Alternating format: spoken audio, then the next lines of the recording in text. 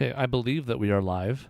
I'm going to boot up YouTube and see. I know That's Doug Dave's is job. stream Dave's I'm job gonna to check boot up and see if we're YouTube. live. just to see if we are live. I can't do an intro video. I hear myself talking on my phone, though. That seems good. I hear it. We're live, folks. Fucking What about doing? me? Am I Nice. on YouTube? Oh, but I'm hearing Dave on an echo. That's a I'm new thing. YouTube I was just checking. I was testing, so that was my own fault. Sorry for watching my own show. Dave echoed himself. I echoed myself. Echo. We're good. We're live. No, I think Everything's you're going. still echoing despite that. Hold on. Gosh, bless it. Hey, Okay, just well, talk. so Cody's got a hockey jersey somehow. Why are you? of Why the are you Ducks. so unbelievably echoey all of a sudden? I It's know. real bad. That was like tinny. Yeah. Yeah. I know. Why now? After all the fucking testing I did beforehand. Why Right. now? I was got fine. here a half hour early. It was fine until 4 seconds ago. Dave, I have 3 of these giant hooded hockey-looking sweaters, 2 for my hockey team, and 1 for my baseball team. Yeah, I don't know that's the baseball team one. It's blue and it has LA on it. It was I know what I it was is. wearing just haven't seen it yesterday. before. I have a purple one with a crown, which is the King's old logo, and then the black one, and then Raya has one. Yeah. I love these things. They make them for every single sport of every single team. They're really comfortable. I just hadn't seen it. That's all. I think I haven't worn this one that much. That's probably why. I've worn my hockey ones plenty because that makes more sense because they look like red hockey jersey, except for a big fluffy hockey jersey. Gotcha. I'm gonna not talk until that. Hey, you No, don't I think sound it's like- fine. You're good. It is. It's fixed now. Okay, cool. We have a show now. Good. You saved We me can do from it. launching into Well, another topic. except it's still echoey on the stream, even though it's not echoey to us. So that's even more confusing to me. I'm going to double check. You've achieved something that was weirdest thing unachievable. in the world. Sean, what were you going to dive into that would distract us for 15 minutes? Should we even dare to do this? No, we probably shouldn't because I just watched the first episode. I just like to talk about TV, and I'm watching a lot of it right now. And I think TikTok real quick. HBO has been really solid with everything. I'm watching 3 shows on HBO. Mostly HBO just do. The 3? Welcome to Derry show. Oh, I did see. it was Yeah, pretty yeah. good. I have a hunch I may be sucked into watching that. Okay, then I because was about to spoil it, so I won't now. I don't. Again, it's not necessarily my type of thing, but given that Raya loves it and loves Stephen King and everything to do, Do you want a little spoiler? no, I don't want. I just said I might watch it. Why would I want to spoil I know, it? like, if I mean, you don't literally spoiler that did it's just good? say- If I you don't don't- hear a spoiler. Like quite literally just said that, didn't he? No, I know, but he said he didn't. He doesn't care I that said much. it's And I thought not maybe. normally my type of show. No, but I Yeah. want to sit there and be like, oh, I know what happens as Raya's trying to watch. That's not fun. Oh, okay. Then I just start staring at her and being like, oh, I can't wait for the big spoiler that Sean. told me. Yeah. Oh. My It's a hunch really, is it's a everyone really can watch it. funny spoiler too. Like if I delivered it, it would be funny. But I Everyone can't. dies. Is that it? No, In no, the first no, episode, everyone dies. no. That no. Is it the clown's origin story? Do I get to learn how he became a clown? I don't. Why he chose a clown? No. I'm just gonna butcher it. And Well, make we already it know a- why he's a clown, but I want to know why. Why really though is he a clown? because like they answered that clearly. No, but why really though? Internally for him. because he's tapping into what scares kids. Yeah, but why Is that did like he scare every the clown? every prequel has to answer where they came from? Like we had to understand how Han Solo got his dice apparently because that was a thing that no one knew about. I think we already know. Oh, so I get confused though, because we know where he's from in the books, but like, did the movies go over? He's from space. He's an alien. Yeah, but why was he born in space? I don't know. I His days I got don't annoying. anymore. I actually- Stop being annoying. I now. actually don't know if he's born in. I think he's just like a force. He's just like an evil force that the opposite of Maturin, the turtle, Yes. I barely know. the anything. cosmic turtle. I'm just being difficult. If you're so desperate to say the spoiler, I'll just let you say it. It's fine. Now you don't want to say it? No, because I know that you care. If you didn't care, I would tell you. I might care. If you Well, said the show but- is good, then I should While tell we're- Raya to watch it, and then I wouldn't want I to be really spoiled. liked it. Most people have really liked it. Some people are like, "Oh, CGI could be better," and like, yeah, it could be, but like, Yeah. here's my thing with CGI. All of it looks fake. So like, if I'm willing to suspend my disbelief a little bit, why not a bit? I guess. Why would that be your holdup to make a show not good? Now, like, I do agree practical effects are better. I don't know why they don't do more practical effects, but like, if you're gonna do CGI, I don't care as much if it's not great CGI. That's It's CGI. I can always tell. Yes. So can everybody. Unless it looks absolutely terrible, then it can just remove you from the from the scene. Yeah, Dave, you're not even talking anymore. Okay, so I broke that. Okay, so now I'm out. Now Dave's talking. Now you're back. The best part is we can't hear him, but he's echoing on the stream still, because who the fuck knows why. Strange. What were you saying, Dave?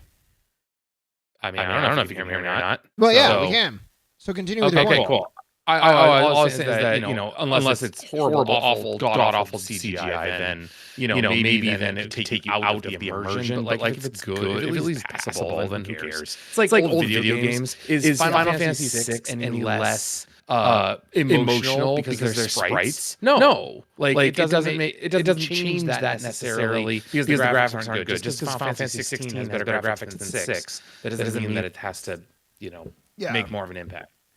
Yeah, is it good enough? Yeah, I would say yes. And there's creepy moments for sure, which I like. So it was really good. Anyways, I really liked it. I want to hear about Cody's day though. What? I want to hear about Cody's marathon day. You were outside of an. You had a marathon? Yeah. Yeah, Dave. He was trying to fix your issues. Well, I don't need to talk. I'm doing my goddamn best. Yeah, Sean, I can slowly segue into this. No, I did not run a marathon. I just literally drove back I got back from Los Angeles, I think 30 minutes ago. Oh, did you go to the game? Is he fucking with me? Is he actually not aware of that? I don't actually know right now. How would I know that you went to the game? Let's start there. Were you not? Was it the group message that was being discussing this? It was just me and Chris. That's why I was I actually did. I have pretty much been in a fog for the last 48 hours.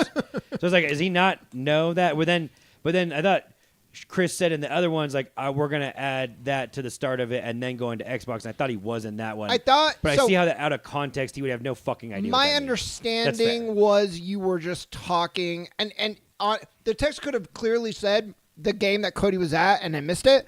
But I read it as we're just going to talk about the baseball game. That's fair. Well, and I was like, oh, is it playoffs? So just kind of give you a little bit of how far removed I am. You aren't aware that it's the World Series and it's championship series. No. I didn't know playoffs had started. Although when I read that text, I figured that they had started. Yeah.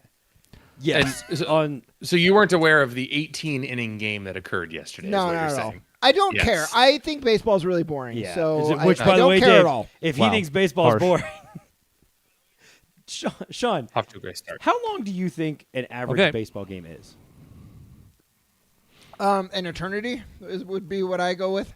You have shorter no than concept football. How long an actual game? Yeah, no. I mean, hours wise, I don't know. I feel like it's faster now. Maybe 2.5 hours. Okay, that's correct. Okay, you're almost exactly correct for what it is.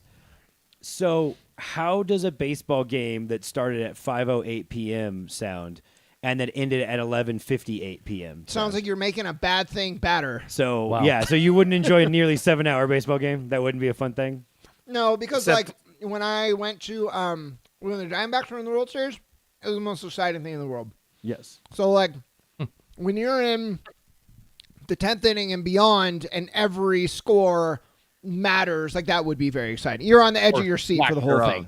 Lack of score matters. I did that for 9 innings because it was another. No, I mean I do understand that. So yes, we drove out on Sunday morning / afternoon to go to Monday afternoon night's game, and then drove right back again. Yeah, that's the kind of thing where there'd be a part of me that would be, because I've done that where we go back and forth to Suns games, and if we had what would the equivalent be? It would at least quadruple overtime in the NBA. Yeah. I mean, not exactly, because baseball plays the full inning, and they truly did play 2 full games. Basketball overtimes are 5 minutes each. So, this is do that, 8 overtimes, you would basically. Yeah. Yes. More than actually 9, 10, and you're still 10, not even there. 10 overtimes would be a little extra. Yeah. But 10 overtimes. What's the most overtimes we ever had in the NBA? I don't remember even seeing 4. I remember college had the 6. We've won 6, right? It was the ACC tournament that year. It was an early round game when they went 6. Yep. Connecticut and Syracuse. That one. Sounds right. Did they start doing you start getting like the fifth overtime and it's like they're scoring like 3 points in each overtime because everybody's so tired. It's college basketball, and that's kind of what you do in overtime anyway. Yeah. It's about 8-6 most of the time in overtime because everyone eats up the 35-second shot clock every single possession. So for a 5-minute overtime, each looking at and college, you're going to shoot about 40%. So that's about how it goes.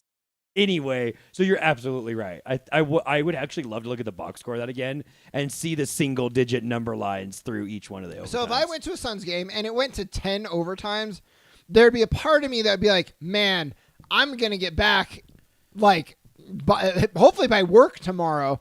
But most of me would be like, this is amazing. I was going to say, that's the catch is when you're staying at a hotel 20 minutes from the stadium and driving back to that hotel is like not that big of a deal once you get out of the parking lot. It's like, oh, well, we're going to stay the entire time.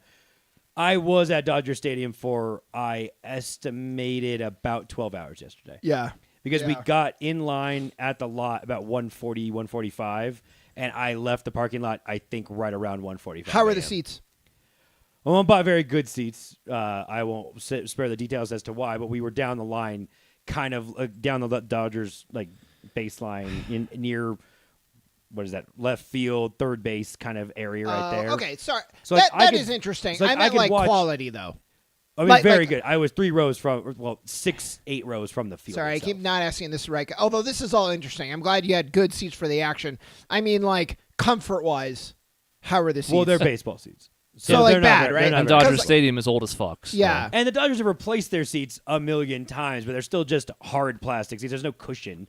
The seats right in front of me, the ones where you pay like 3 times what we paid, those have a cushion on the ass. So for you, because like I feel like even Suns games, if you're courtside, you're still you get some padding, but it's still not very comfortable. To be fair, I was standing up for I would say 80 to 85% of that game. Just because the angle you're watching, if other people stand up, you guys stand up, and also, it's a playoff game, and you. Did they win? Yes. Nice. We were going to get to that more detailed part. I just didn't know if Sean likes to spoil things. I do. We've established that. To be fair, spoilers, that game means a hell of a lot less as the Dodgers just lost Game 4. That's so correct. it matters, but it matters quite a bit less than it did. Well, that's I mean, true. it matters in the sense that had they...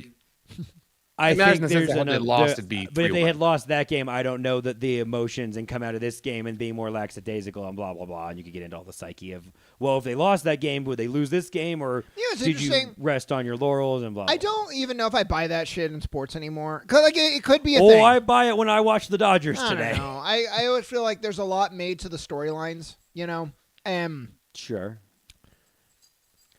To me, that's the same shit as, well, the series doesn't start in the NBA until the home team loses. The game. Yeah. Sure. And you're like, okay. Or, I don't know. It reminds me of that clip of Mark Cuban being like, where's the actual analysis? You're just like talking about which team wanted it more. And like, give me a break. Oh, I could give you some analysis about how exhausted the team looked and how lazy they looked. And I wonder if you're a little bit more desperate down 2-1 with a home game, is there a little bit more of an adrenaline rush in the moment, whereas when you're up 2-1 and you're really tired from the late night game, you're kind of just like, we want to win, but again, offensively it just looked like shit. So there's some analysis of it. What? Now you're echoing. Am I really? You were. Now you're okay, I think. I don't know what to do. I'm sorry. I don't know what to do. But to break it down and look at it, I mean, Ohtani, the fact that he was up that late and got on base 9 times yesterday, by the way, Sean, the guy got on base all 9 times he came up to the plate, which is a World Series record, which is absolutely insane. Which it tied a baseball record set or matched in 1942 or some shit. Wait. No, back up though. I'm not saying like I'm sure they were tired. The fatigue is going to play a role, of course. Yeah. I'm just saying, did they win or did they lose? Did that impact the next game? They won. I'm saying maybe. Cody's saying definitely. Dave is saying probably. Probably. I mean, because the thing was, Ohtani is the starting pitcher of today's game, which doesn't happen much. And they were talking about that on the broadcast today about how the Blue Jays pitcher didn't bat 9 times yesterday and have to focus on that. And like the whole mentality and the whole physical preparation is so different for somebody who didn't play yesterday versus someone who batted 9 times and then had to come out and start the next game. No. Yeah, never mind him unfortunately cramping throughout most of the extra innings, apparently. But like he would have cramped anyways, right? But to your point, a good analogy would be like if the Suns won a really hard game, but then because they won, they got a little breathing room and they sat like a couple of the older starters the next game because like, oh, we won, we have a cushion, we're gonna sit them. Well, the Dodgers didn't sit anyway. I mean, there's even more argument to be made of the Dodgers, should have won the game in the 9th, 10th, 11th, 12th, 13th, 14th, 15th inning for a handful of reasons I was gonna get to, as long as Dave's not echoey. I mean, you've already embraced the topic for 10 minutes. You might as well dive in. That's fair. Let's do it. Welcome to Gray Areas for October 28, 2025, episode 696. We've been live for 15 minutes. I don't know whether this makes the final cut. Probably at least the last part, or it won't make sense otherwise. I think all the echoes are gone. There's still a bit of a hiss in the background. I don't fucking know why. But in case you're wondering, my intent is not to throw him under the bus because Doug has been very kind to me overall and very helpful with computer issues, but we lost a hard drive. So I had to build all of this today. I don't have transitions. I don't have the intro music. I don't have jack shit. I barely have functioning audio from the likes of it, but now all four of us are not echoing, so at least the audio experience won't be a fucking disaster. Hooray! Yeah, Dave. Hooray! I was going to ask Cody a couple of questions about last night's game. He was in Los Angeles for Game 3 of the World Series. As we're recording this, Game 4 is already basically over. It is over. So the series is now tied 2-2, but last night, Cody was at the second longest by time, first longest by pitches baseball game in World Series history. It matched the Dodgers' other game 2 games before the last World Series game I went to, when they went 18 innings against the Red Sox and won late. That game was longer because we hadn't put all these rules in place to quicken the fucking This would have been the longest game, It right? would have probably been the longest game because there was more pitches, more guys left on base, all that crap. Yeah. So, yes, ties the longest playoff game / World Series game, if I remember right. I don't know where it ranks all time in baseball games. We got like 25 inning games all time. And then, yes, so it's effectively the second / matched for first longest game ever, which I started looking up in about the 13th inning being like, I know what the record is because I watched it into like 12:30 at night when I was watching that game, but I don't know how far along we're going to get. We just had there was the Detroit-Seattle game just went really long earlier in this postseason that went on for a very, very long time. So we just had a long one. And so, as I was starting to get antsy being like, I think once we get to 14, you start looking around, you're like, this is sort of a historic game no matter which way it goes. One of the questions I wanted to ask was, how much of an impact does it being the home team? Because even if you give up a run in the top half, you have at least a chance to answer. You're not on pins and needles like Blue Jays fans had to be every bottom half of an inning, go into another full game's worth of innings. Like, did that cross your mind at all at any point? Is that just something that's baked into the experience? Like, how much does that make an impact? Because I imagine it was very stressful for everybody, but especially Blue Jays fans. It's interesting because you say that because the Dodgers have won both these games. They've won in 18 against the Red Sox, the only game they won that World Series, and they won in 18 in this one. I was sitting next to a couple Blue Jays fans, there's 2 or 3 instances where the Dodgers got close to winning that game before it shockingly ends because there's a bases loaded for Freeman, first and second for Mookie, and stuff like that, and they were pretty stressed. And I think to your exact point, I wasn't that stressed in the top half of those innings. I'm like, if you give up one, it's just one. And so one swing of the bat is one run, and the Dodgers lineup normally you can actually be able to match that. And so I did find myself. There was 3 times I can remember in the top half of the inning when the Dodgers were in trouble that I got really stressed out.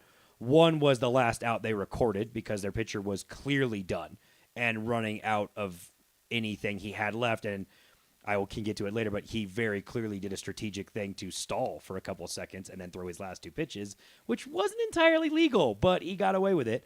And the other one was, we can get to Kershaw, but like Kershaw coming in and having to get out of that jam, I was about to throw up. Yeah. That is as anxious as I have been in a sports situation since, honestly, the 2020 World Series when I really wanted them to beat the Rays because they had not won a World Series for a long time. And even if people think that World Series is bullshit, I cared. And so there was a couple instances in that one that's the last time I could think of being that ill. But you're right. Home team with the energy behind it and everything like that, it's gotta be brutal to be on the road for that and be a fan of the road team in the middle of all that. Just the way baseball works.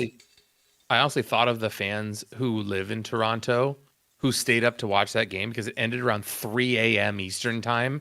And I can't even fathom what that would have been like to be a Blue Jays fan, to try to watch that whole thing and then have to go to bed and wake up 4 hours later. Like, and didn't Rogers Center show the game?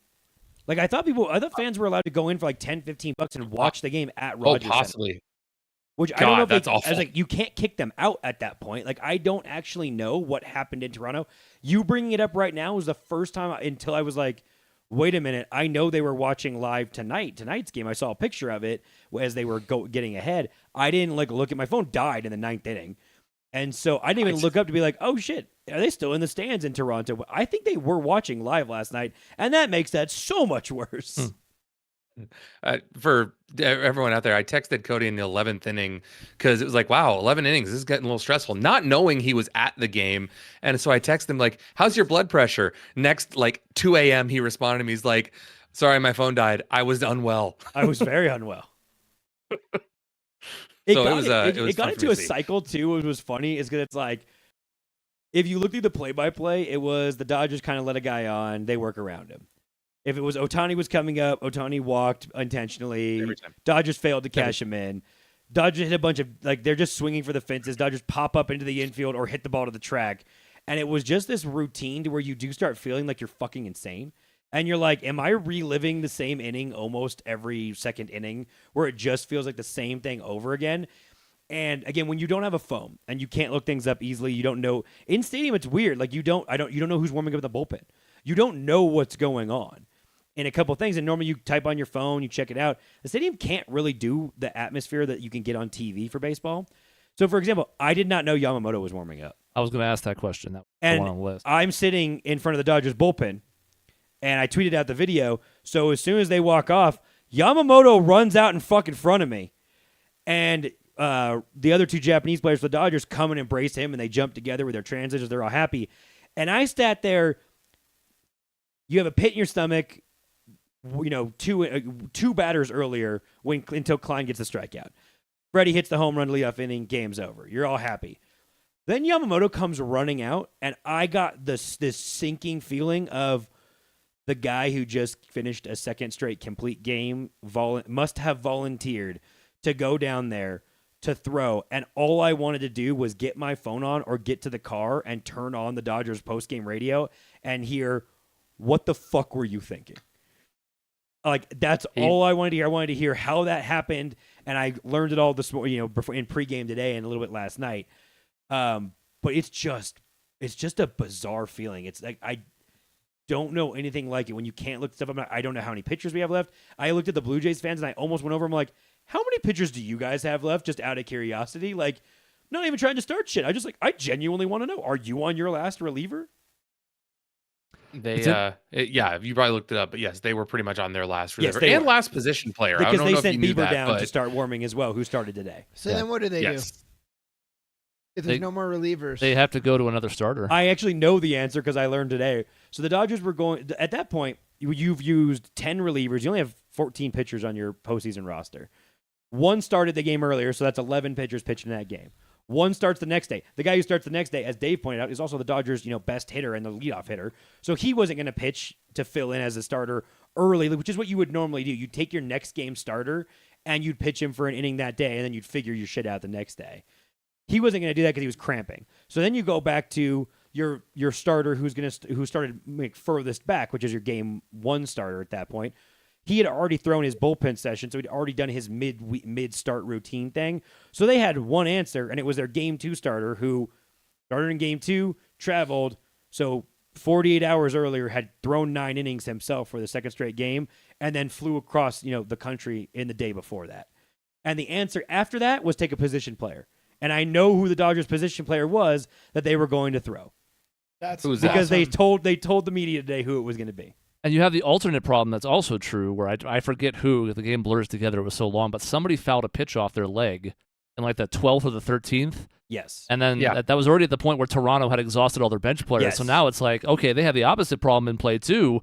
You might have to bring in a pitcher to play the field because you have no one else on your bench if somebody gets hurt. Or you pick you make your pitcher your DH, and you take your DH and you sub him into the thing, and you give up the DH at that point. Yeah. So there's all sorts of interesting problems that in the regular season, eventually a team just goes, fuck it, it's the 15th inning and we don't care anymore. Like, we're not going to blow out somebody's arm for one game.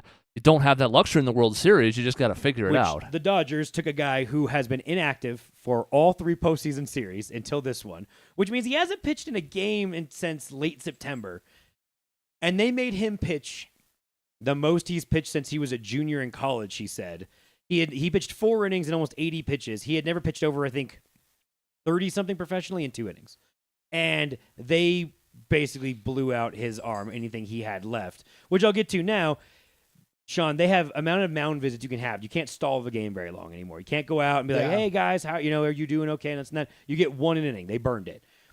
So he gets to a 3-1 count, if I remember right, with the bases loaded or something along the lines. The Dodgers are about to walk in the go-ahead run.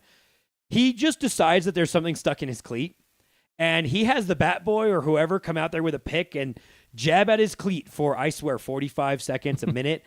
Comes back and rears back and throws 2, I believe, fastballs to strike the guy out and get out of the inning and then survive, and they hit the game-winning home run the next batter. Nice. The Dodgers were up.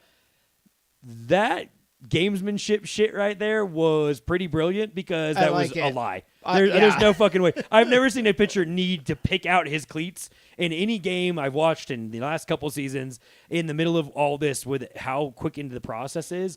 And I'm like, that was 100% because he was gassed. You could see he was gassed. And the stadium went silent when he went to 3 balls in that And count. what's nice is, like, what's the worst that could happen now? Like, if you get away with it then, like, you if they can kind of prove it, you get a fine. He'll give him a warning in the game. He's not going to force the ball at that point. He's saying, no, you can't do that, blah, blah, blah. He'll try, and he'll just know he has to keep pitching. But 100%, he weaseled his way into that.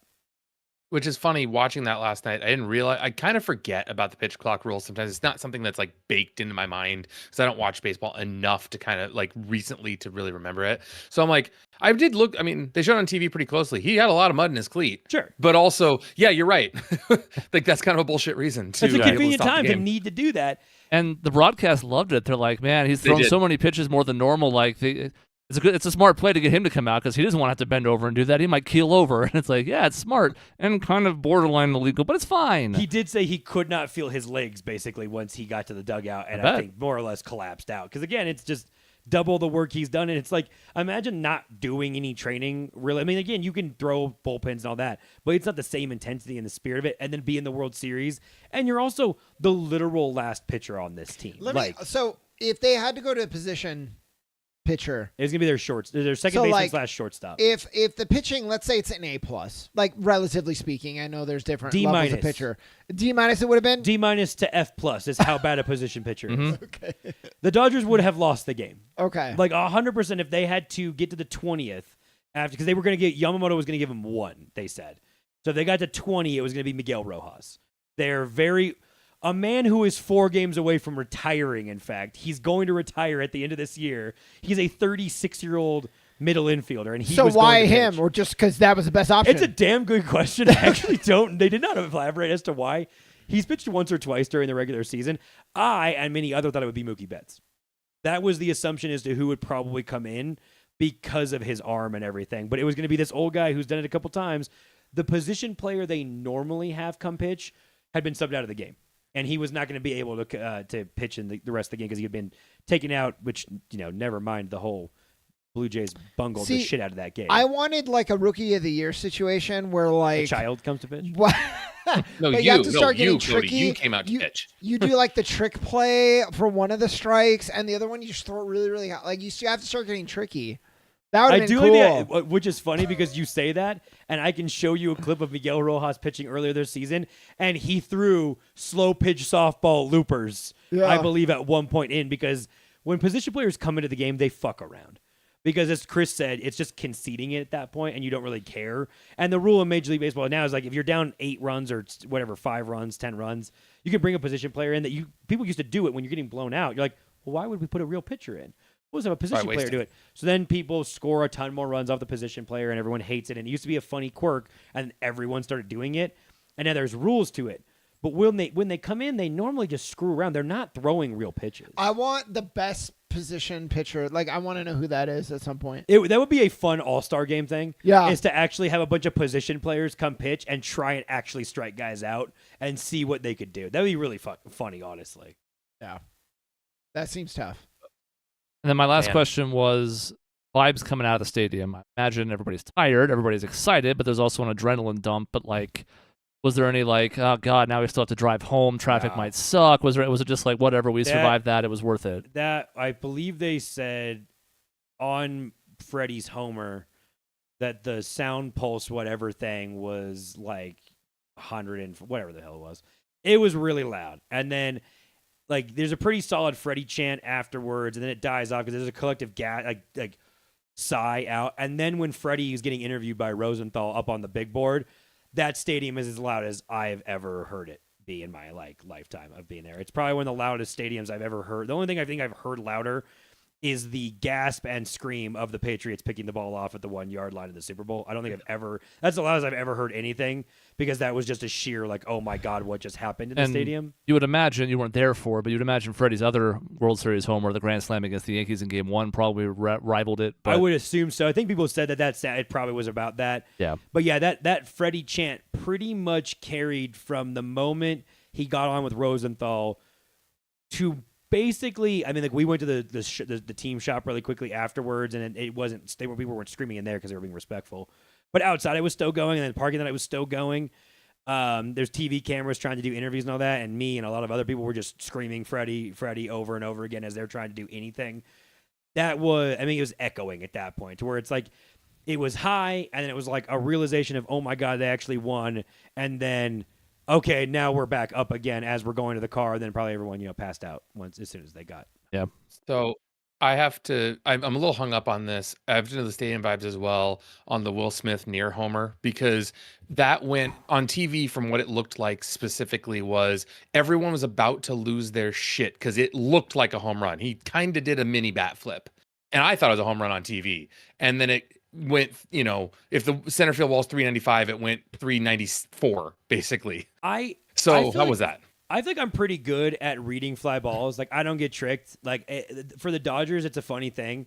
Charlie Steiner was the radio announcer for a long time and had a really bad habit of on the radio being like, oh, it's a deep fly ball. It's gone. Oh shit. Like, he's shocked. Or it's, oh, he smacked the shit out of it and it's to halfway to left field. And so, like, Steiner, like, we call it getting Steinered, basically, of, like, you get too excited for a home run ball that definitely wasn't a home run ball. And I don't know if at that point it's delusion where you're like, man, it's, something's got to go out of here at this point. And again, I think I told you there was 3. There's Teoscars, and which metrics-wise with Smith was actually really similar. And then Freddie hit one to the track as well, but that one didn't feel as close. Teoscars and Wills felt like they were gone. And you track the trajectory, you look up, and I literally look up, look down, and track the fielder, because the fielder's going to tell you. Like, they start feeling for the wall, they're worried. And they're kind of just hovering under it, you're all good.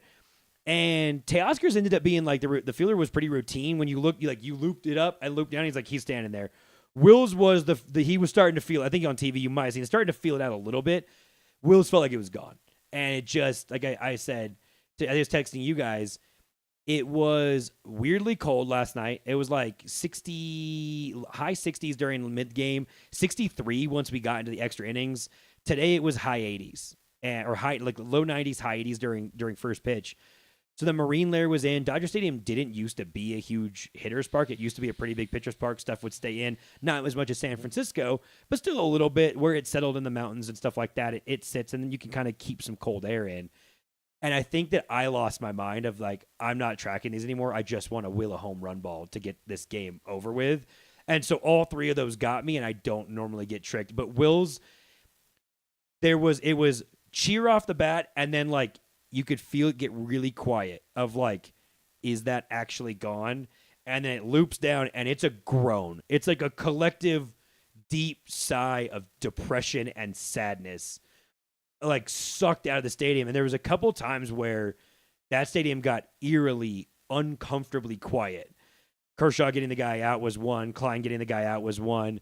Freddie with the bases loaded every time the pitcher started to wind up, it went dead silent. And Wills was silent as the ball, I felt like the ball was carrying into it. Man, I am championship series. I've only been able to go to one in my life, and there's nothing else about the environment of a championship series. Like there's something different that you can't even describe. Well, and baseball just drags it out. It's so uncomfortable. Right. That's the problem, is that we're all basketball fans, and like in basketball, you can always make a play. Even if you're on defense in a tie game and you're like, fuck, like this could be the end right here, you could come up with a steal, a deflection, something. You always have a chance. When you're on the opposing side, like you're just stuck. If you're pitching trying to hold off a team, there's nothing you can do except lose. There is no scenario where you win there. Yeah. So that uncomfortableness, plus just the nature of being drawn out, even with the pitch clock, it just makes this really unique tension that the other three big sports just don't have. To Sean's point we were talking about earlier too, of like the speed of the game, it's real all of a sudden in that playoff field. Because again, having watched 18 innings on TV late at night and not been in the stadium, and then been in the stadium for this one, you know, on the drama on TV, the pitcher wanders around, he dicks around, he's waiting to throw the pitch. There's so much buildup and there's so much anguish to that.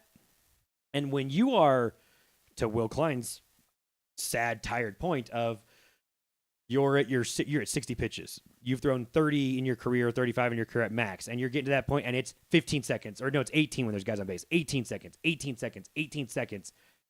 It really does, like, it's not nearly as uncomfortable as it used to be. It actually makes it way more bearable that we're not, okay, he's going to pitch, and he steps off the rubber. In fact, anytime basically anyone steps off the rubber, which happened, the Blue Jays did a couple times, it gets met with a bunch of boos. People just want it to go. Like, everyone has really rolled with Major League Baseball doing this, I think, in general, of, no, if we're not going to do step off the mound and dick around and wander off and play with the rosin bag and all that anymore, everyone just expects you to go. So when you do the disengagement, everyone gets pissed off now live. Ironically, it's almost the only person who like suffers for it is the pitcher. Exactly. Because it's stifling for them. Now there is no escape. You're going to throw a pitch in 18 seconds or it's going to be automatically called something. So it doesn't matter if your arm's falling off. You better fucking figure it out in the next 20 seconds tops. Which, again, his arm was falling off. And again, I don't know if we'll see that guy again the rest of the series. At this Probably point. not. He's probably dead. What do they call it? What do you mean? Like you said, they call like it's an automatic ball. If you don't, it can be both sides. Could you ever want to strategically take 36 seconds just to give yourself a rest to get a better Honestly, pitch? I think if you got in a position where you you wouldn't want to give up the free ball or whatever, I guess. But if you were like in a position where you were really, really tired, let's say like the pitcher had to run to first base to cover or something like that, I wouldn't even blame him. Even especially if you had empty bases and you're like, you know, man, fuck it, just take the ball. If you're going to intentionally walk Ohtani every time he comes up, then just take 4 pitch clock violations instead of putting up a 4 and then starting the clock on the next batter. I legitimately thought that, especially when then it was funny because Ohtani stepped in on one of them, and we thought he was going to bat again, and then like they weren't signaling intentional walk, and then you see the catcher go like this to Ohtani at his face, like 4, go, and I'm just like, and then they eventually pitched to him once. They're just throwing shit in the dirt that he was trying to get him to chase. And you're absolutely right, Chris. If you're gonna walk somebody, like, why would you do that? Just why wouldn't you? I don't know that anyone's thought of that until you've made that point. Like, just take the minute. You get a whole minute of rest. Yeah, right. Just stand on the mound and be like, oh, sorry, I didn't throw. Yeah, like the manager and the pitching coach can't come out. The catcher can't go out for a mound visit because those are on a different. They have a pitch comm. Yeah, you tell him. You can do it that way. And again, just give the pitcher a second to collect himself. It has to be on his own, but still, it's better than the alternative. That's honestly, it's a great point. But again, the Dodgers couldn't do that because Will Klein already walked 2 guys and he had a single. So right, in that spot they were stuck because they certainly didn't want to have any. He couldn't afford it. He had to hurry because he got behind in that count, so he couldn't afford to take the ball and take the penalty because then he walks in the run and then everything's bad, and then I get sad. Well, exciting, and I wanted to get your perspective on it because you went to a unique sports event, and that's going to be one that's probably one of the most memorable of the decade, if not beyond. And it's like, well, it'd be cool not just to talk to you about it as a fan if you had watched it, but we wouldn't have spent a half hour on it because it was much more different with you there in the building. Realizing I've gotten to see that in person and I've gotten to see the Patriots Super Bowl in person. Again, whether they win this series or not, I obviously want them to win. I don't. I have a bet on the Blue Jays to win the World Series, if I will admit, because they were 2-1, and I don't know that the Dodgers deserve to be a 2-1 favorite. Being able to see those two things live, I'm like, man, I don't have much else sports fandom-wise that I can really experience in person that's going to be able to top stuff like this. The other half of the show is going to be about crossing the Rubicon because the last line of defense has been breached, and Halo is now a PlayStation title. Those words seem incomprehensible to, like, 18-year-old Chris, who's like, yeah, Microsoft's got Halo. That's like their killer app. It's like the one thing, like Gears of War is distinctly Microsoft or whatever. But it's fucking Halo. It's one of only 16 video games in the Hall of Fame of like video games all time. So this means something different, and we know there's been other issues with Microsoft. We talked off air about like the Game Pass price hike, what that was going to mean long term. But this is by far the most startling thing yet, and it seems to herald in the end of Microsoft as a console publisher. Very quick story. When I worked at GameStop, I had someone come in and ask me quite like, when is Mario going to come out for the Xbox? And like, I laughed a little bit. It's like, no, of course not. Mario's like, this is equivalent. Is Master Chief going to be on the PlayStation? Is Halo going to be on the PlayStation? No, never. Like, what are you talking about? That's never going to be a thing. And yet, you said 18-year-old Chris would be very confused by this. 40-year-old David's a little confused by this still, even knowing how much Xbox has fallen. Like, that's crazy. So like the console wars, it's pretty much over. I guess with a few caveats. One being, I guess, Nintendo and Sony, but like they're almost, you could argue they're not even competitors. Like they are in so much as like fucking TikTok is a competitor of consoles. But can I date this a little bit? Like, because you guys know better than me. How far down is Microsoft compared to like where Sega was as Sega was starting to die when we were, I mean, I was young. We were all much younger. Comparable to where that was with Nintendo. I mean, I think they're in a better spot than Sega was. Okay. But they're just making a lot of bad decisions. Okay. It was funny. There was an article about the president of Xbox said console exclusives are antiquated, and another person in the know was like, "Tell that to Nintendo." Yeah, I was gonna say, isn't that Nintendo's whole? Yeah, it thing? Sure is. Yep. It sure is. Working well. But so the reason, so I sent you guys a text. I was like, so Xbox is just fucking dead. Like they're done. Between the price hikes, I think subpar, just machine. This isn't unique to this news though. You had said this weeks before this news also broke. Well, yeah, like it was. And then this was the death now. But now there's a rumor that Xbox is going into next gen. By the way, they're like have by far the most expensive dev kits. So it's like they, you know, like when you want to break up, but you don't want to be the one. You like want to make things so bad that this is what it feels like with Xbox. So when they have a next gen console that sells terribly, that's like the consumer just being like, we're done. We've broken up with you. But so they're going to do it. But I guess the rumor is that they are going to have a machine that plays Sony games and Steam. And it's just kind of like an all-in-one console. So I maybe the console war, it's not over. It's just entering a new phase. So their goal is to be a universal input, basically, rather than try and compete with. And you'd be like, well, why buy a PlayStation and a Steam Deck and all this when you could just buy our console that people are probably going to say ends up being inferior is going to be probably your problem. In my opinion, but yeah. So then if the new phase of this console war is just you're not. In my opinion, the console wars, it was based on exclusives, right? I mean, really, that was the whole thing. Yeah. What games you're going to get that are unique to the system that you're buying it for. Now, maybe it's the machinery and the bells and whistles. And like, do you want like a Switch? Do you want the haptics of the PlayStation? Do you want whatever Xbox is doing? Like, I was going to say, I guess, because me, the low-end sad gamer who doesn't care very much about all the specific stuff that you've talked about, why PlayStation's better.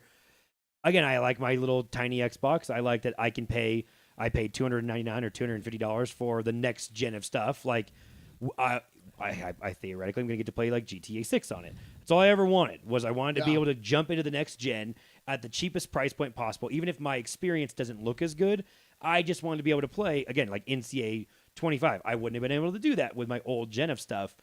Does Xbox just turn its attention to people like me and make like the cheapest option possible that is admittedly not going to be as good graphically, and that's I'm the consumer that they have to target? That's the question, but the trend of their current console going up in price would certainly suggest that's not the direction they're going. I was going to say, excellent point. They do that or the opposite way, where they try to become super premium.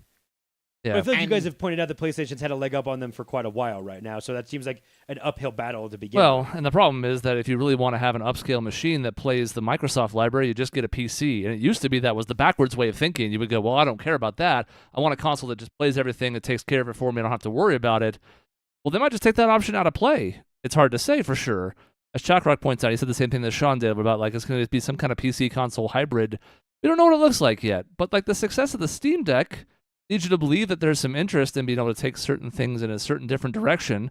Steam Deck is portable. That's its main selling point. Mm-hmm. But still, it has also kind of breached this line of like, well, now you can play PC games on a handheld That was something you could never do before. So like the lines have blurred consistently for a few years now, but it's still a shocker. I mean, this is 25 years of these three being at war with each other ever since Sega dropped out. And now all of a sudden, Microsoft's the one that dropped out. And 10 years ago, when we're in the middle of the Wii U, you would have felt like Nintendo. I think we had a talk on this show about like, boy, Nintendo's really struggling with the Wii U. Thank God for the 3DS, because otherwise there's talk about Nintendo becoming like a first-party publisher and not a console maker anymore. Instead, they survive, the Switch thrives, and now 10 years later, Microsoft is the one going under. It's shocking. Yeah. I don't like it. You can argue Corvo's ruining your hockey game. You can argue that it's not necessarily consumer what's best for the consumer to have exclusives. I think overall it's best for the industry, though. I think that competition spurred innovation and made the games better. And I think we're losing something by, well, you can play anything on anything. I don't know. Yeah. I mean, again, if you don't, I'm with you. If you just get rid of the mentality of like, well, I want to have it all. Why can't I play this game and this game? It's like, no, make a choice. Make a choice of what games you want to pick. Like, you don't get to have. It's like there's plenty of things in our life where it's like, well, you don't get to have every single last option of this stuff. It's like you had to make a call. Did you want an Xbox? Did you want PlayStation? I had PlayStations growing up. I wanted to play Halo. I moved over to Xbox. Yeah. I've kind of been at Xbox ever since because it was honestly a cheaper option for me to be able to advance through it. Most of my friends went back to PlayStation. It's like it kind of just dictates of what your needs are. And I always like the idea too.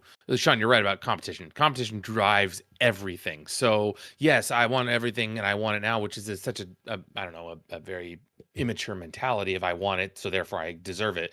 But like the fact that you had two consoles pushing each other to expand their hardware, to make more innovation, to make better choices. And then really what I used to do all the time is if there were games on Xbox, I've always been a PlayStation person. I've got a PlayStation 1 in 1997 and I haven't looked back.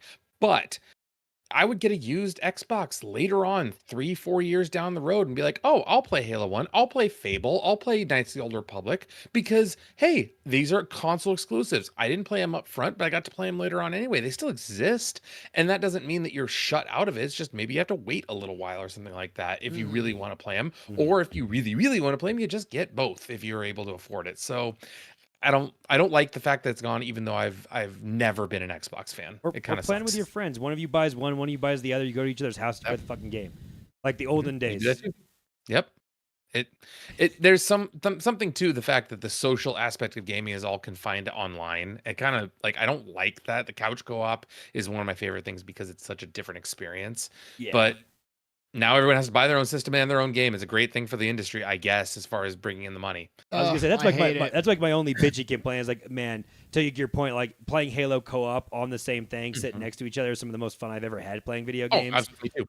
And making every console where you can do a co-op campaign, but you have each got to be in a different place on a thing. It's like that kind of is a bummer. Like that's the one thing that's always bummed me out. They did give us some other mass multiplayer games that are honestly free to play.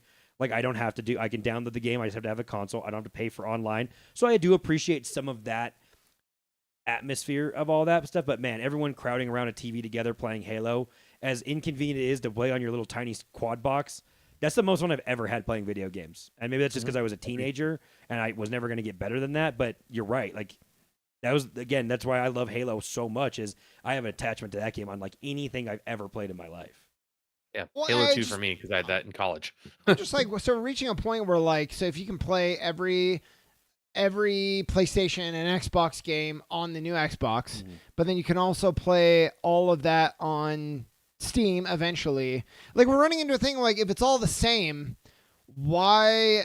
I think what's potentially bad for consoles is like, why would you get a console? Like, there's less and less of a reason to now make the differentiation between a console and just doing it for PC, especially if they continue to make it really accessible. You can have a controller, you can have it hooked up to your TV, you whatever. Just plug a controller into a USB thing. That used to be a thing. It's like, can you handle controlling on a keyboard, or do you like having a controller in your hand? Well, your exact point. One of my friends plays most of the games we play together. He is on his PC while we're on consoles because he can, and he has a good setup for it. So, like, I'm sure it feels like a short-term win for Sony. Yeah. I just wonder, long term, is this actually going to be good for the PlayStation brand or not? Maybe I'm underestimating people's love for consoles. I don't know, but makes me hope that somebody like Samsung wants to come in and be like, we're going to get in this market. I don't know. Let's have some other influence, some other new innovation come out somehow, some way. That's just the biggest like tech company I can think of. So Well, I don't others know. have tried. Yeah. Google tried and failed. Apple tried and failed. failed. Nvidia tried a while back and failed. So I agree that I like the idea of it, but I don't know who's going to want to enter the market if Microsoft crashes out of all things. Well, because I think you need someone like Nintendo. You need like Valve, for example. But I mean, I guess with Steam, but like somebody who can develop the game. Yeah. Because so often a third-party developer, I get it, where they're like, I could be exclusive for you, or I could, double my sales or whatever if I go to this, if it's for everyone. So I don't know. Or you release a console that's so unique, it can only have games developed for it. Which is the Wii 2DS. back in the day, and it didn't work, and it almost didn't work in a way. What'd you say? The Wii it was like that a little Sure. bit, where the first party developers were great for it, but the third party development was dog shit because how could you develop a game? How are you going to develop Madden for the Wii? You're going to build a whole new engine to throw with the controller? No, you're not. Man, I remember. I will say I remember playing FIFA on the Wii, and that was a fascinating experience of jostling my joysticks to trick kick the ball and all that stuff. And I was like, this is miserable. Why did I think this would be a good idea? Yeah, I don't know. Or and an example is VR, but VR, the tech is like still really not there, in my opinion. And we've gone through what that. You need it. Yeah. And people's desire to use it still isn't there. I think the fact that you have to put something on your head really is a deterrent for a lot of people, at least for long-term gaming. Maisie in chat says, "Beautiful boy Corvo. I can't put messages on the screen. It's one of the many things that are broken. Sorry, everybody." And then Jack Rock says, Microsoft's executives are demanding a 30% profit margin from the Xbox division, which is insane and unrealistic, and only has like a 20 to 25% profit margin. And that's the problem, right? That Xbox's executives have led them down this primrose path. Yeah. This is like self-inflicted wounds over and over again. It's reminiscent of things we've seen otherwise in gaming. We remember the Tomb Raider reboot selling 5.5 million copies and Square Enix being like, it was a disappointment. And it's like, how many fucking copies did you think it was going to sell? Like, that's a huge number. So a lot of times this industry seems disconnected with reality. And as triple and quadruple A studios are having trouble more and more, this might be the reckoning that's coming. You can't just throw money down a sinkhole anymore. Dave, do you ever hear that and think like, oh, maybe capitalism's not so great? Because I would say you're the most probably pro-capitalism person here. The problem is that capitalism in theory is fantastic in the sense of it's supposed to be competition is what drives it. And so, but when there's barriers, the hardest part now is that the cost to entry is so high in comparison to what it used to be in the past because of what it costs to get into an industry like video games. Like you're going to put up $3 billion or something like that to develop and retail and market and build a console. Who's going to put that up? Who has that to put up? Not many. When you could put that $3 billion into almost anything else, and you're probably going to have a better guaranteed rate of return. Like there's no point to trying, unless you're just so reckless with money. And you're like, well, I mean, it's like people who buy professional sports teams. It's like, well, I can just put up all this money just so I can be a dick and say, well, I own one of 32 sports teams. You need someone with that much bravado to just be like, well, I have my own fucking video game system. What do you have? Like. It feels like that's your point. So do you think that I agree with you, that is a problem. I feel like CEOs, and not to get away from gaming, just in general, so detached from all I hear all day long is CEOs excited about AI and excited to make cuts, and like there's this culture where all you're chasing is just profits. Trying to top. And I get last year's record profit. Yeah. If you had a record profit year and you don't top the record profit, you're a failure. Yeah. Yep. Even if the failure was your second best year ever, but it wasn't your best year, so you failed. Yeah. And I get that as capitalism. I think that's what you're saying. Yeah. But there's two things. That one, the Muse made a song about unsustainable, which is that whole thing. The endless growth is unsustainable. Like that's the problem with it. But the fact is, CEOs, their bosses are the shareholders. The bosses are the people who they have to make money for the stock, and if they don't, they will get released. So when you hear things of CEOs being excited about being able to make cuts, well, because that's quite literally their job, is to make the numbers go up, and that's it. There's no other thing. It's not about making a good product. It's not about anything else but making those numbers go up, unfortunately. And you want to call that a downfall of capitalism, I can agree with you as far as that goes. The problem is that you should make a good product to make your numbers go up, not make your numbers go up at the expense of the product. At the expense of everything. Yes, you need to advance your product so much that it's like people have to have this because we've never seen anything like it before. And Amazon that's where Prime we're is factoring AI into half this shit. Yeah, it's not like Amazon Prime is an example of that, where it's like, okay, well, now we have 2-day shipping, and if it's in here in 3 days, I'm kind of pissed off. So, like, what else do you do? Now what do you do without this service? So they can kind of make it as crappy as they want, as long as they get you the thing, or make it cost as much as they want, as long as they get you the thing in 2 days. Yeah. That's a good point, though, is like, are we ever going to, are we ever going to have another Xbox? Like a console come onto the scene, a new console come onto the scene. Yeah. You don't count the Steam Deck having come on in that way. No, I mean, that's Steam, and I don't even kind of count them, although I kind of should, but I don't. That's just another way to access Steam. Because we've had like Oculus and stuff like that, like those type of things have like popped up as things of like, well, here's a new thing, but like you're talking about like being able to compete at the highest level. Oculus kind of would be an example, but nothing like, okay, we have the big two. Yes. And now we have a big three. It's a legit, like, Xbox is here, especially because of Halo, which brings us kind of full circle. But Halo is what really made it. Like, they're their own competitor now. And it's a good point. Are we ever going to have another one of those? Do you need someone to hire a storyteller and a game developer that has a game that's so good that they pay so much for that they decide to make a console for it? Yeah. I don't know. Which is Dave's point of why would anyone front $3 billion to find a great storyteller and be like, I want you to make me an original game. Not to mention when you can make shit graphics on Roblox and it has 1 billion users a day or whatever. Like, you don't have to try hard. You just have to make it that people are addicted to it. The Fortnites of the world, the shit. Like, I hate those games so much. Like, my son likes to play Roblox, and I'm like, nope, just. You can spend like 5 minutes on this. We're not doing it, man. Dude, I hate it. I hate them. Maisie was telling me she's through a complex series of events. She's playing Call of Duty with her friends. Warzone? Black Ops 6. So the game itself, not Warzone. Yeah. Okay. And apparently, like, every single thing you try to do in the game, there's ads. Yeah. Like when you go to a new menu screen, it loads up like, get the new whatever, get this package. When you do Warzone, my free game, that's all it is buy this for 1,500 Xbox coins or whatever bullshit so it is. As bad as that is, and I agree with you, it's bad. This is a $70 game that is still filled with ads on. I deserve it when I play a free game. Right. Market to me and find your. I don't mind. I think it's not great, but like you accept it's a free game. This is how they make the revenue. To pay $70 and to get I didn't mean to go to that menu. I got to go back.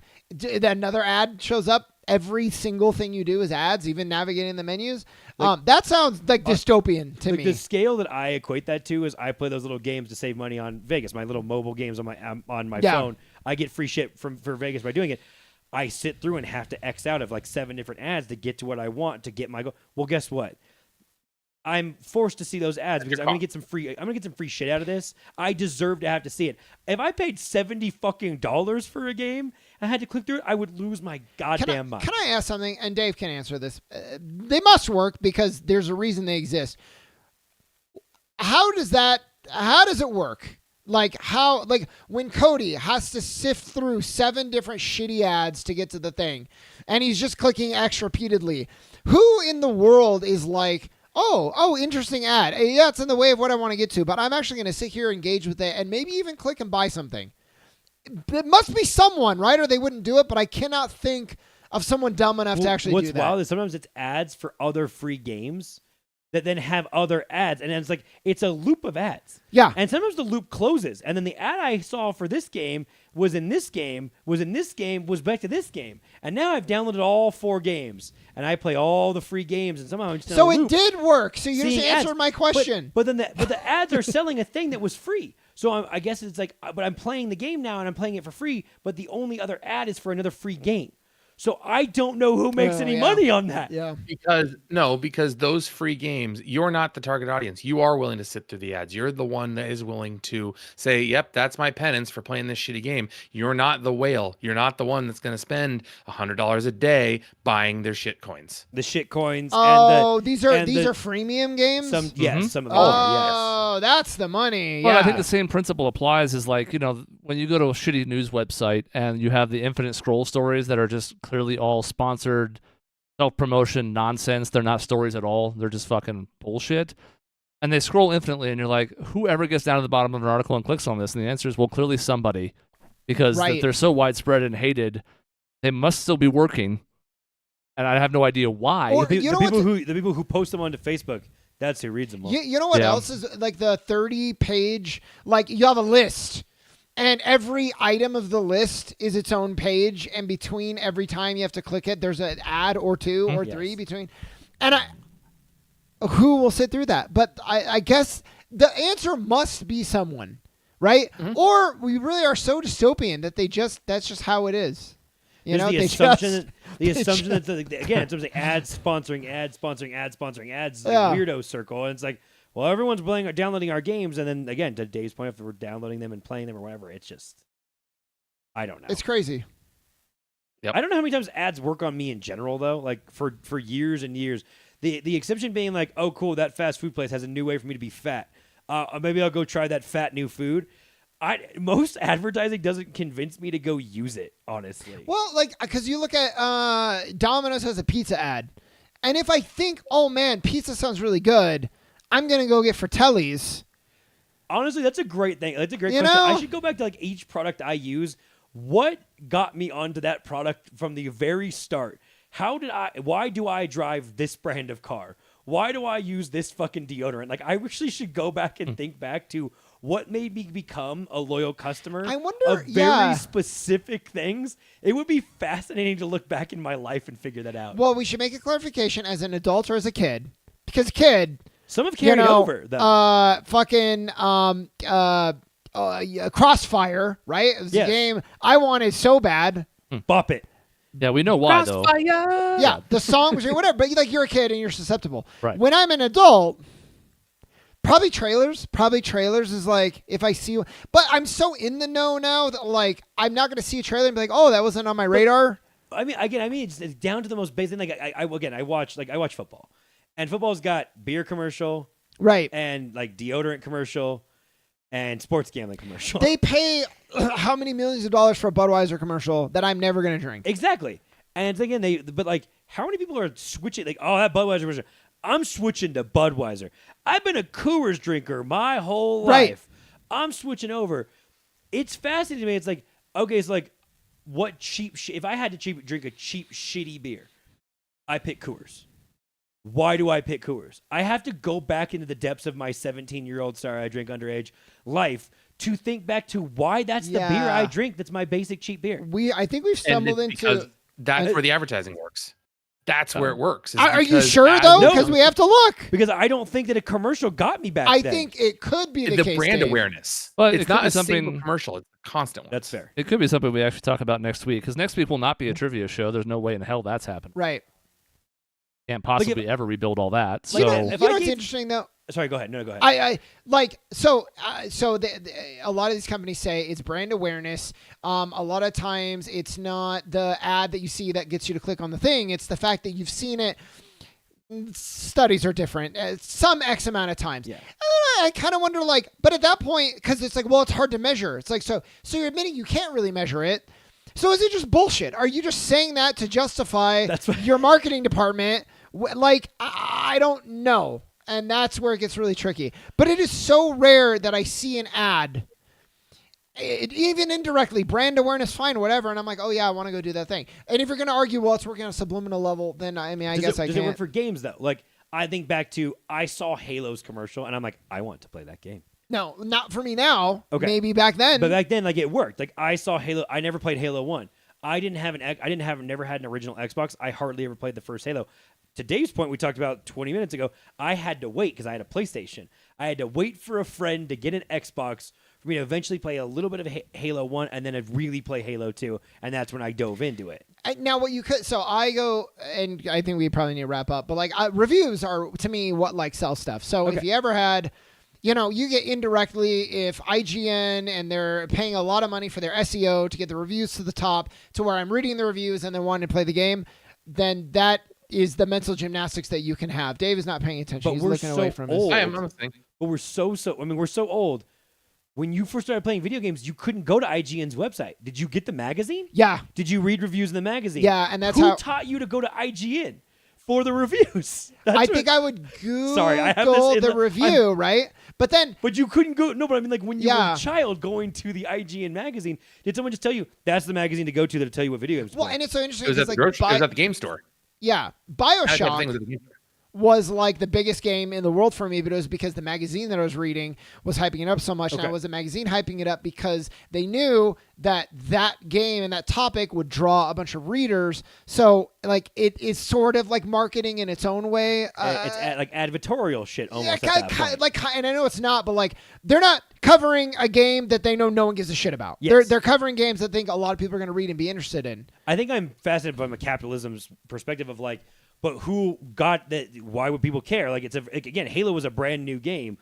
Did we all only care because it just looked really cool before we had any gameplay experience at all playing it? Because people started hyping it up. Did they get a hold of the game early to hype it up and say this game is actually good? We should just talk about this next week, actually. I'm just actually because there's so much fascinated more by I that. could say from the magazines to the ads. So we should just explore this next week, and we have a part 2. Yeah, I could just dive into. I could get away from games and be like, here's the categories of here's the basic product I use of all these things. I can't fucking think of why I use some of the things I use now that we've dove weirdly into this for some reason. And this gives us a chance to think, like actually take inventory. Yeah, I really could go back our and house. look. Yeah. You could give me 10 categories. I'd pick an item and be like, how did I decide that was the thing I wanted to use? How did I decide this? Yeah. And also, what commercials do you remember? What commercial jingles do you remember? Seriously. Stuff like that. And of the jingles you remember, which products do you add? Whether or not you're saying there's a direct line, just which jingles do you remember and which products do you use, period. For sure. I know it's a fascinating thought all of a sudden. Let's do it. Jack Rock says he eats Fruity Pebbles because of the Flintstones. Different time, but yeah. But that's perfect. But that makes sense. It's the cartoon you like. So then you go to the cereal that has that cartoon. That's a good association. They branded that correctly, and then they hooked someone for life because they always like the Flintstones. Maisie says the ads in Warzone make her mad. Yep. Showed Corvo, and she was excited about that. Hi, Corby. And the other thing that Jack Rock mentioned was that at least the Xbox execs aren't Chauncey Billups, which was something we would maybe have talked about, but I've gone way over the allotted time. And to be honest, Sports Gameway's not going anywhere. We'll have plenty of time for something else to come up, and we'll talk about it then. Yeah.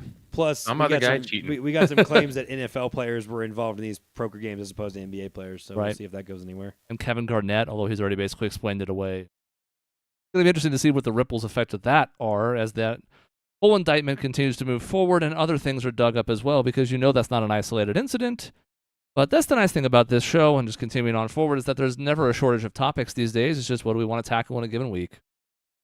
That is the end of this episode. Thank you for sticking with us to the beginning when I was trying to fix things on the fly, because even having people show up a little early, I can't fix everything until we go live.